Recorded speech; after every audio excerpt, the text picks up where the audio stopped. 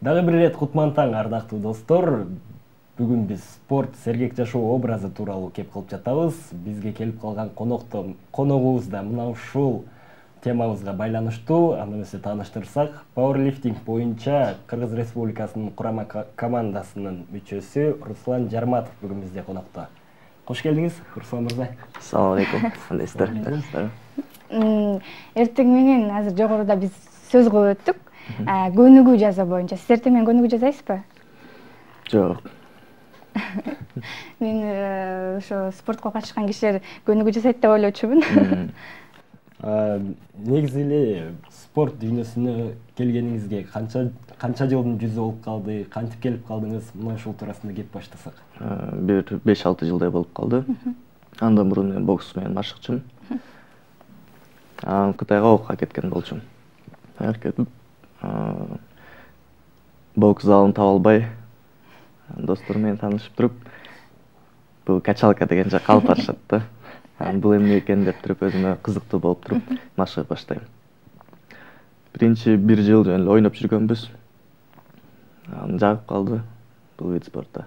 Ушул менен машыгып келип атабыз, бир 6 жылдай болуп калды.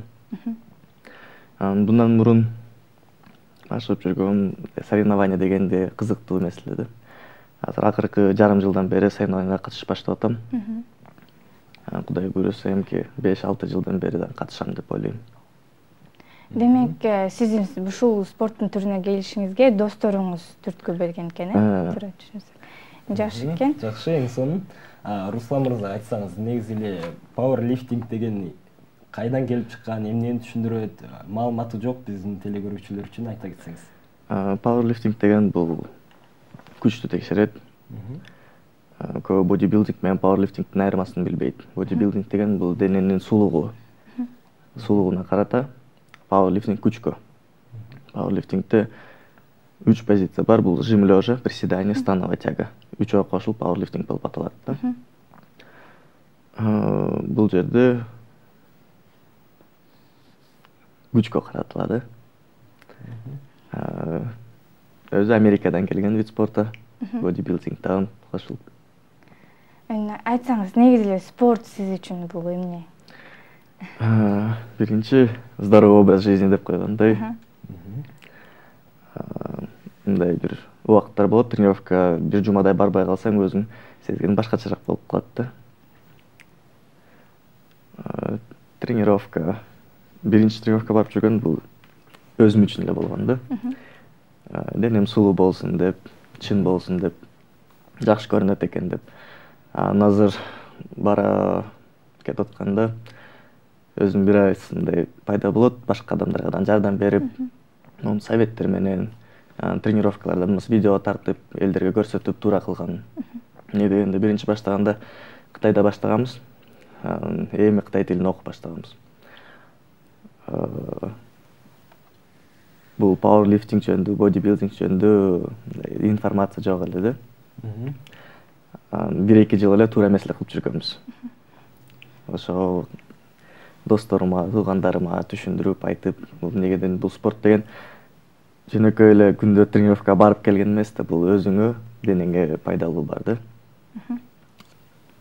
Тренировкаларыңда бул туура тамак жеш керек болот.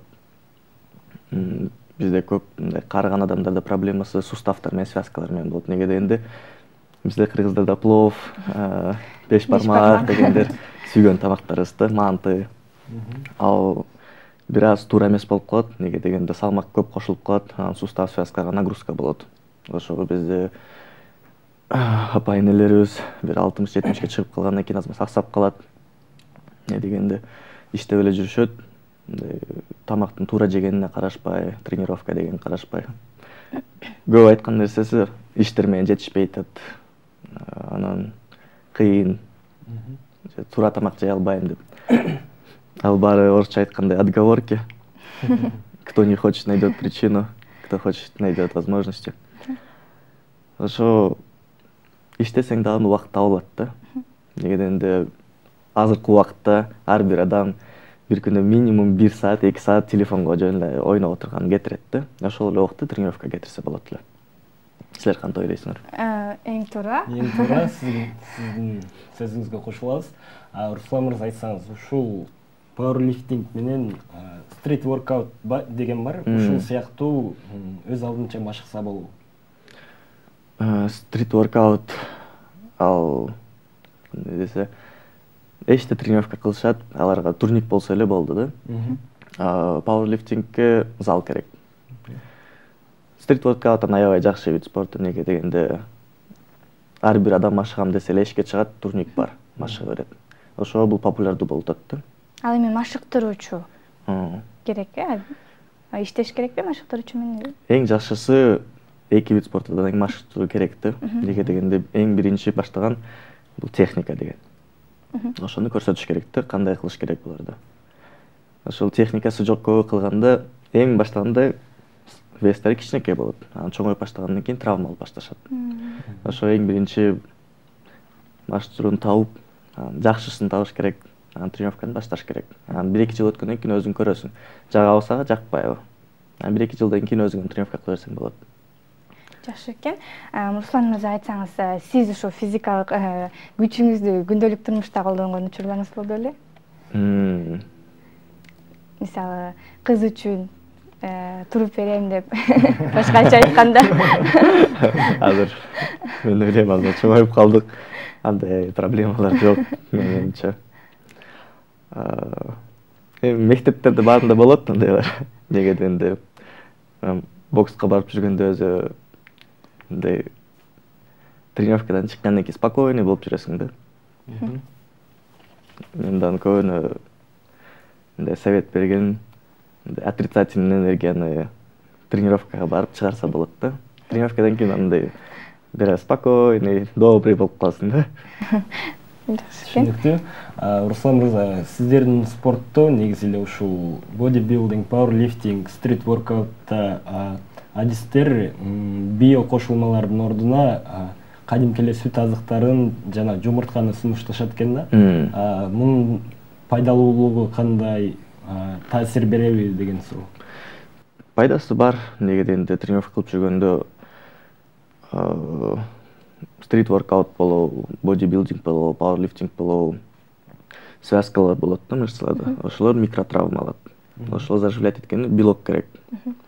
Белок ошол жумурткада болот, сүттө болот. Ал аябай эле пайдалуу нерсе да. Анан биодобавкалар буларга караганда жакшыраак деп ойлойм да.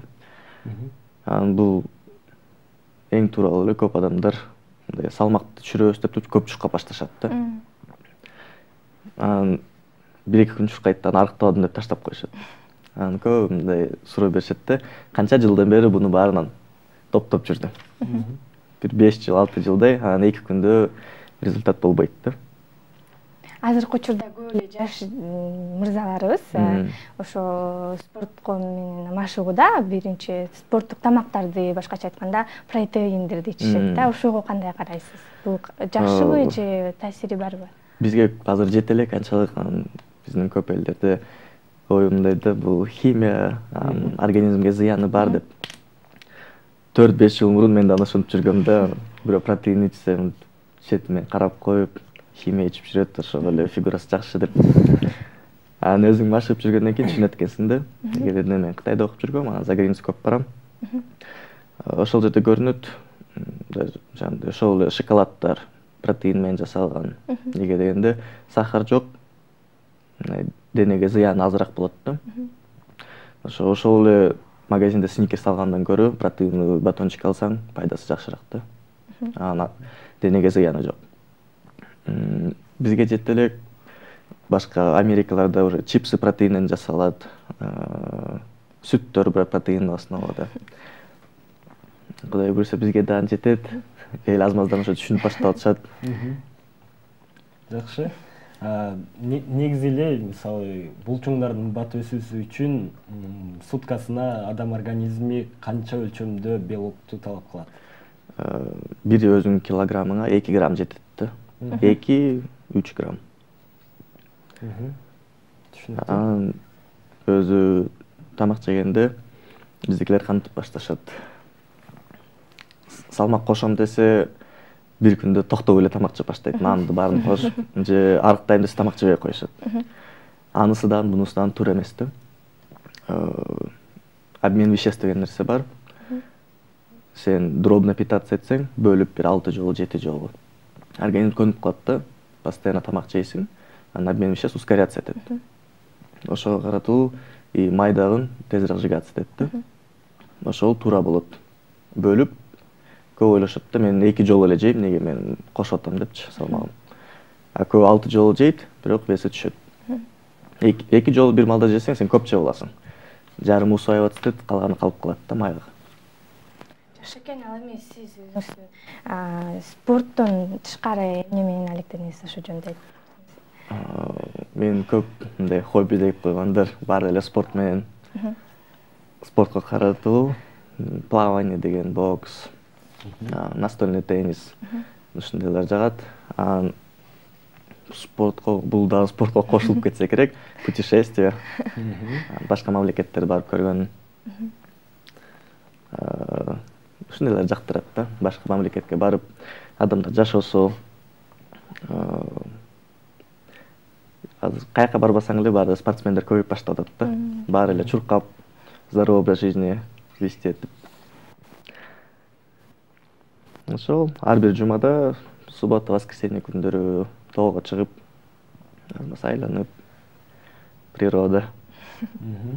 Жакшы. Руслан мырза, негизи эле машыгууда сиздердин спортто машыгуу программасын кантип тандоо керек? Биринчи убагында өзү жумасында 3 жолу тренировка кылсаң жетет да. Машык түшүрүү түшүндүрүп бериш керек да, кантип эмнени кылыш керек, кайсыл күндөрү. Ошого каратуу тренировка кыла бересиң. Тренер айткандай. 1-2 ай өтөт, өзүң карап көрөсүң.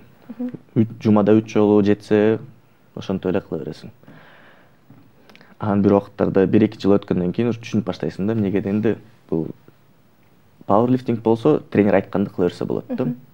Эмнеге дегенде бул ошондой вид спорт. А бодибилдинг мындай более индивидуальный деп коет да. Өзүң карайсың да, кантип, кайсыл мышцаң жакшыраак чувствовать этет, кайсыл упражнениени кылганда. Ошого каратылуу өзүң тандайсың да. Бирок бул вид спорттун алдынан 1-2 жыл тренер керек. Түшүнүктүү. Руслан мырза, бир аз олуттуу суроо болушу мүмкүн.